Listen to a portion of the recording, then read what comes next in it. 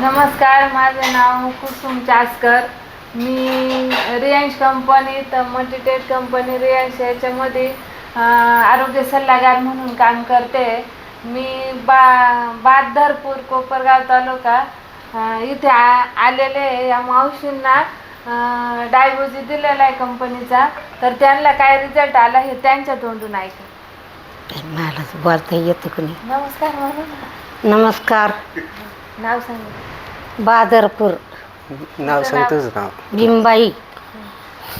बहादरपूर कोपरगाव. तुम्ही सांगा. सांग भाऊ, मला सांगते. भीमबाई कारभार राहणे, बहादरपूर तालुका कोपरगाव. या 4-5 महिन्यापासून आम्ही ना डोळ्याच्या ऑपरेशनसाठी याला शिर्डीला चक्कर मारली, 2दा ॲडमिट झालो. त्यांनी परत काढून दिलं. शुगर वाढलेली राहायची. किती शुगर राहायची? 250-300 अशी राहायची. बरं, किती 4-5 महिन्यापासून? 4-5 महिन्यापासून. शुगर असल्यामुळे काय अडचण येते? अडचण मग ते ऑपरेशन होत नाही ना, असं डोळ्यांच्या ऑपरेशनला अडचण येते. बरं. त्याच्यानंतर मग इथं संगमनेरला आलो. देसाईंचा तो दवाखाना आहे डोळ्याच्या ऑपरेशनला. तिथं आलो. तिथं 240 निघाली. त्यांनी परत काढून दिलं. मग हे कुसुम चासकर भेटले.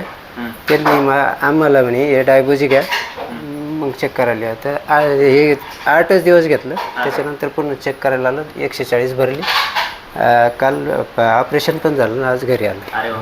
म्हणजे डायबोजी सुरू करण्या अगोदर शुगर 250च्या पुढे 250च्या पुढे होतच नव्हती 4-5 महिने, आणि त्यामुळे तुम्हाला ऑपरेशन करायला अडचण येत होती. आज तुमची शुगर 140 वर 8 दिवसामध्ये, आणि तुमचं ऑपरेशन यशस्वीरित्या पार पडले. तुम्हाला कसं वाटतंय मावशी? मला छान वाटू राहिलं आज.